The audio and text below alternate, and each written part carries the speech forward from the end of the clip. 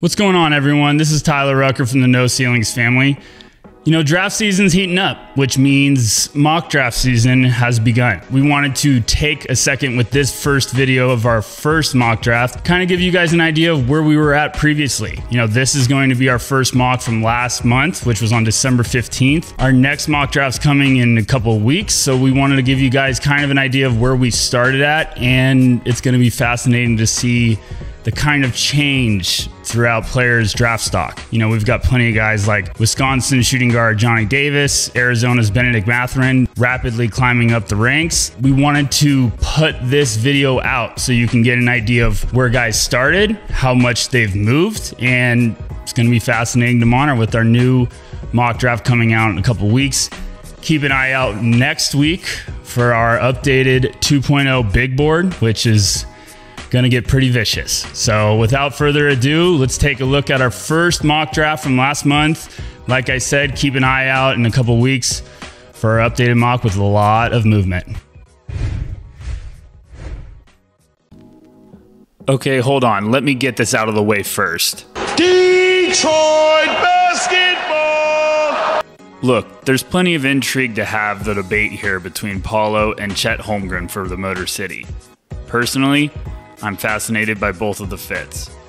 The idea of adding the offensive firepower of Duke freshman Paolo Banchero alongside Isaiah Stewart down low just has the edge here. Banchero would immediately give the Pistons another serious injection of dangerous offensive weaponry. The idea of adding Banchero and Cade Cunningham running pick and rolls for the next decade should make Pistons fans have to wipe the drool from their faces after hearing this sentence. Chet Holmgren is exactly the type of basketball archetype that John Hammond loves. The absurd length and versatility to go along with the pedigree that Holmgren possesses will be too hard to pass up with Banchero off the board. Just imagine the defensive death grip the Orlando frontcourt can one day put on teams with Isaac, Wagner, and Holmgren. There will surely be some internal discussions about Jabari Smith, but at the end of the day, the basketball Reed Richards will be headed to Disney. Jabari Smith Jr., the power forward from Auburn. I have about a million different Poku jokes I want to make, but I'm a pretty serious man. I have a couple of stats that I want to throw out there for fun, and some of you might find them pretty damn interesting. Smith Jr. is shooting 45% from 3 on 5 attempts per game. I mean, that's good. 85% from the free throw line on over 4 attempts per game. That's pretty good. The numbers are crazy, but the eye test is even better. I really don't want to hear any Kevin Durant comps, but this guy is an insanely versatile offensive weapon who may become just as versatile defensively one day as well. Imagine being turned off by a kid who wants to play for his dad in his hometown instead of going to Duke. Not me. Is Baldwin lighting the world on fire like we hoped? Not really. Has he looked pretty awful against the few good teams they've played? Actually, yeah. Guess what? I don't care. Sure, it'd be nice to see a higher motor and more shots fall, but as the season progresses and they play some really bad teams, I expect that to happen. Baldwin has one of the prettiest jumpers in the country and is averaging 7 rebounds per game. Ah, there's the selling point. 2 huge things the Timberwolves need. Baldwin is underwhelming this season because he is the one and only offensive option when he is better suited as a complementary piece. So no, I am not turned off by an uber-talented forward trying to be the focal point on an awful college team. If he gets inserted in a lineup with Karl Anthony Towns, Anthony Edwards, and D'Angelo Russell, watch out. Jaden Ivey entered this season as one of the top guard prospects in the 2022 NBA draft. This season, he's done nothing but silence all but the loudest of whiners about his jump shot, guide Purdue to a short stint at #1 overall in the country, put together an electrifying highlight tape in transition, and prove himself as the clear top guard in this draft class to everyone but a few stubborn non-believers. I'm optimistic about his ability to run an offense, even though Ivey still has room to grow as a creator for others, and New Orleans could definitely use a point guard of the future, especially with Zion's injury woes and Kyra Lewis Jr. recently tearing his ACL. Jaden Ivey would be a fun fit anywhere in the NBA, and even then, the Pelicans stand out as a particularly exciting potential landing spot. At this point, the Houston Rockets need to target anyone who can help on defense while making smart decisions with the ball in their hands. Enter Kendall Brown, the 6'8" wing who has shown a surprisingly comfortable level, making live dribble passes and even hitting tough shots just inside the arc. With his athletic profile and tools, the sky may very well be the limit, and Houston could stand to continue building out a roster ripe for the future. Jump shooting will be the swing skill for Brown, as it generally is with freshmen, but his hyper-efficiency in every game of Baylor's most recent outing against Villanova gives him a floor within the top half of the lottery and would make Rockets fans very happy on draft night. The San Antonio Spurs have a roster that features an island of lost toys. I actually love a number of pieces on the team already, including the likes of Dejounte Murray, Devin Vassell, and Keldon Johnson. This team needs some firepower. Although the Jalen Duren slide and scary upside could be too enticing here, what about giving Murray a running mate with some serious firepower? Personally, I am buying as much stock as I possibly can get when it comes to Jaden Hardy. He's showing flashes that the rest of his game is developing, and he's still going to be a lethal shooter from outside. The tools and the upside to add Hardy here would be a massive get for the Spurs. Duren's freshman campaign has been a little rocky early on, which is reflected in his dip on the first official No Ceilings mock. Personally, I think this is a little too low. I got a chance to see Duren up close when they took on Virginia Tech in Brooklyn last month, and this freshly turned 18-year-old kid is every bit the physical anomaly he looks like on film. The motor runs hot and cold, and that may scare some away, but I think the iffy roster construction and lack of effective point guard play is hiding the type of player he'll be at the next level. We tried to avoid trade rumors as much as possible while mocking each selection, but there's too much smoke about the Pacers' desire to split up the current roster. As such, Indiana is going to take the home run swing on a physical presence that offers immense value at the back end of the top 10. I have a lot of questions when it comes to Murray. The counting stats are pretty awesome so far. 22 points, 8 rebounds, over 2 blocks per game. That's an awesome line. He's a really versatile defender that has good instincts as a shot blocker, and he uses his length really well. Weird thing I noticed, but it looks like he has giant feet, and sometimes his feet can be a little clunky defensively. That's not a major issue, just something I noticed because I'm weird. I'm not as high on him offensively. I think his jumper can improve, but I'm not convinced that he's going to be some elite shot maker on the next level. I do like that he's a good free throw shooter, but I'm not totally sold yet on the upside of his long distance shooting.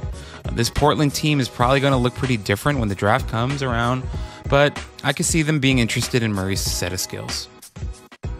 We tried to find another lengthy freak athlete who could defend every position while having significant offensive question marks, but we opted for giving the Raptors one of the country's best off-ball scorers who still happens to be an absurd athlete. Mathurin is doing exactly what I hoped he would after last season. He is still a lethal off-ball shooter and mover, cuts, relocations, etc., but now he is slowly showing more of an off-the-bounce game as well. Mathurin likely won't be a primary shot creator, but he doesn't need to be. Surrounded by talented passers, Mathurin will provide the much-needed scoring punch the Raptors need. To make this even more enticing, Mathurin is no schlub on defense. The Sacramento Kings are in desperate need of wings and shooting, along with their more widely advertised defensive issues. Caleb Houstan is one of the best shooters in this class, and he would provide a huge boost to the Kings' wing rotation as a floor spacer and all-around contributor. His long-range shooting numbers are starting to improve after a really cold stretch to start the season. On top of that, his skills as a passer and connector are intriguing and prove that he can help out on offense even when his shot isn't falling. His successes as a facilitator make it even easier to see the fit with him in Sacramento. While the jury is still out for us at No Ceilings on who the best point guard prospect is in the 2022 class, Washington makes far too much sense for the Knicks here. The Kentucky pipeline is as strong as ever, and at some point, New York needs to prioritize taking a lead guard, especially with a lottery pick as projected here. Washington is arguably the best floater in the class, plays with poise, and would bring more outside shot making and maturity to the position the Knicks need it most. There are other guards who could argue have more upside, but it's still too early in the process to say Washington can't continue to get better even before he hits the league. Shout out to my No Ceilings team for allowing me to dive into my, quote, inner fan and get the Boston Celtics right here. Boston is going to find themselves in an interesting position next year. There's no denying that they have two of the most young, exciting wings in the NBA with Jason Tatum and Jalen Brown. The Robert Williams extension looks like a steal, and we still stand Marcus Smart around here. But this team needs to find itself some more offensive firepower in the backcourt. There's a couple of intriguing options that were considered here, including Alabama guard J.D. Davison. For now, let's go with Tennessee floor general Kennedy Chandler. The 6-foot guard is going to get the, quote, undersized tag, but Chandler would give the Celtics backcourt a player with some game-changing speed who also understands how to use his burst and change of gears. The 18-year-old wing from France has been up and down early on in the NBL season, but those ups have shown enough to land Jang in the lottery conversation. What makes Jang so enticing to lotto teams is his combination of height, length, shot-making versatility, and the uber-intriguing feel that he's shown as a passer in the pick and roll. The Hornets have depth all over the roster, and adding a high-potential wing prospect like Ousmane Dieng to a stockpile of young assets that includes James Bouknight, JT Thor, and Kai Jones gives Buzz City a dangerous level of high-octane options for the front office to work with going forward. At the time of our mock draft, AJ Griffin was going through a really tough time. He was only playing about 10 minutes per game, and he did look pretty lost at times, but he's looked a lot better recently. And we have to take the injuries into consideration. He's essentially been hurt for the last 2 years and then got hurt again before the season started. So it took him some time to, get into the flow of things. And I still think there's an awesome talent in there. But if you consider all the factors, consider all the injuries, him being taken here at 15 feels just about right. The only thing that I'm wondering is if Denver might have some hesitation taking Griffin here, considering all the health issues they've had the last couple of seasons. But this feels like a really good range for Griffin. The Trevor Keels hype has died down a bit since his stellar performance against Kentucky on November 9th, but there's still plenty to like about Keels and plenty of reason to think that he'll get looks in the lottery. His shooting numbers aren't pretty, below 40% from the floor and hovering around 30% from beyond the arc, but he is a defensive menace with good height for a guard and the frame of a linebacker. Does that sound like a Memphis Grizzlies kind of player to you? They're not quite the same team as the Zebo, Tony Allen, grit and grind Grizzlies, especially in terms of pace, but Keels can play up-tempo basketball when needed and drag a game into the dirt defensively when the situation calls for it. Keels can give opponents nightmares and command attention even when he isn't scoring. When he does start getting hot from the floor, though, look out. The constant griping has gone on long enough. Take this uber-athletic ball handler and stop complaining about how Luka needs another ball handler. In all seriousness, the upside and potential for Davison is extraordinary. He is a blur in the open court, gets to the rim at will, and is a creative playmaker. He would instill a sense of athleticism and pace that this team desperately lacks, while taking a significant load off Luka's shoulders. Admittedly, I was very high on Watson coming into the year, even stating that he was a dark horse to emerge as a threat to anyone in preseason top 5 discussion. Unfortunately, that hasn't been the case, as he hasn't been able to hold down consistent minutes and stay on the court to showcase his highlight potential on both ends. Still, fluid 6'9" forwards with plus length and defensive instincts don't come around as often as we'd like. If he can carve out a role in Pac-12 play for UCLA and flash more of his two-way potential, he'd be worth betting on for a Hawks team that can afford to take a risk or two given the depth already established in Atlanta. This is one of the hottest names in draft circles right now, and you've been warned. Expect Johnny Davis to be much higher on our next big board and mock draft for No Ceilings. The Wisconsin sophomore guard has made a massive leap in his play this year. After averaging just 7 points per game as a freshman, Davis is currently averaging 20.9 points and stands out with his physical play. The 6'5" guard has an old school type of feel to his game, and his draft stock is heating up quickly. The Cavs are back! Even the most optimistic Cavs fan probably didn't see this level of success coming this early. Cleveland currently sits at 4th in the East with one of the league's premier young cores. Adding a versatile off-ball floor spacer who can guard multiple positions is exactly the type of wing you want complementing Evan Mobley, Jared Allen, and Darius Garland. Taking the 22-year-old Agbaji may not be as sexy as some of the names left on the board, but he's the right kind of player for a young team that looks like they could compete sooner rather than later.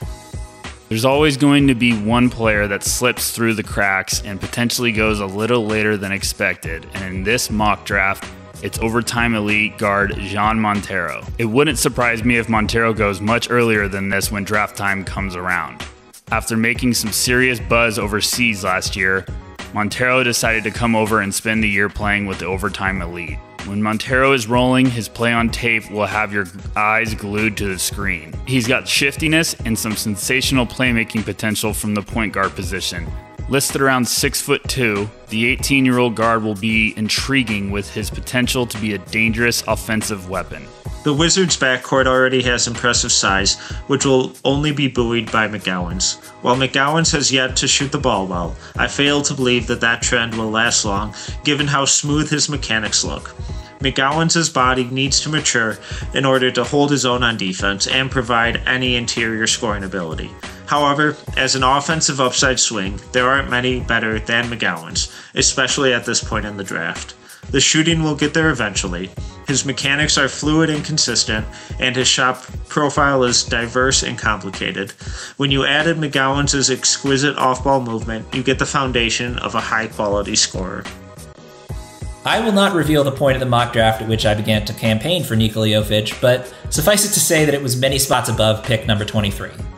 I can only hope that I didn't annoy the rest of the No Ceilings crew too much with my calls for the Knick revolution, but I really am a huge believer in Jovic as a prospect. He showed why in his most recent game against KK Split. He scored 25 points on 16 shots, including 3 of 7 shooting from long range, and looked really fluid on the offensive end. His passing chops at his size are really impressive, and that playmaking ability and shooting touch are hard to ignore, and Houston would be happy to take Jovic since they value long-range shooting more than almost any other team in the NBA.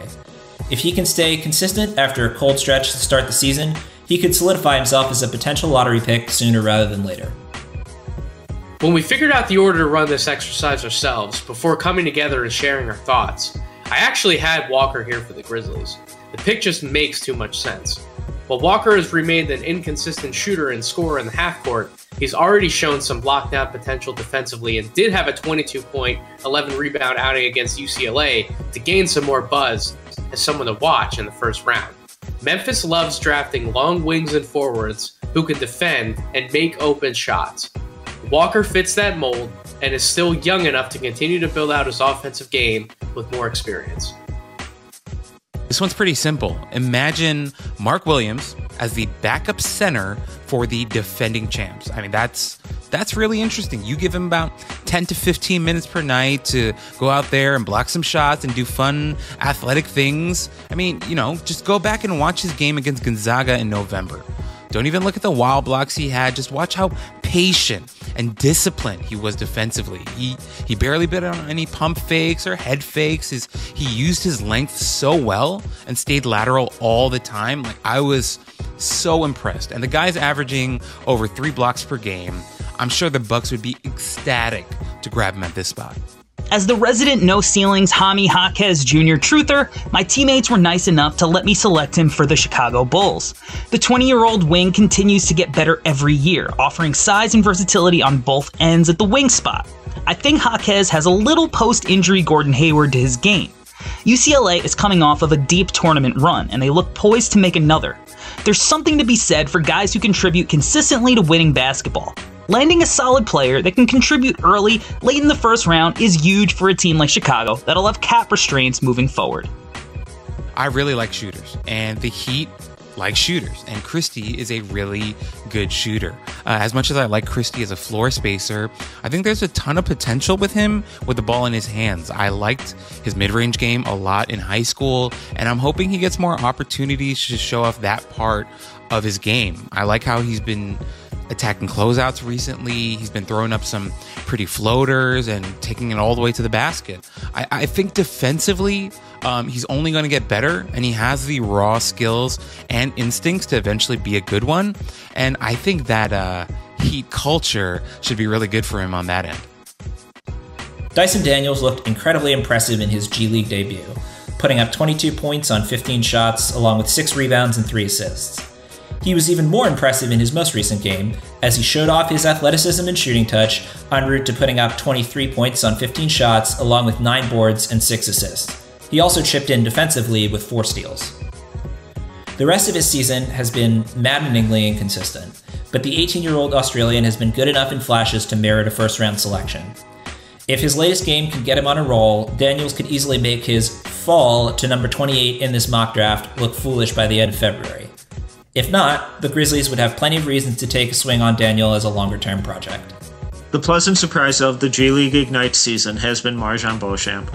Despite taking an unorthodox route, he is proving to be an NBA-level prospect. He is an impressive athlete who fully utilizes that athleticism to maximize his scoring capabilities. His defensive consistency is still far too erratic and needs to be improved for him to make a rotation, but the foundation of a quality player is there.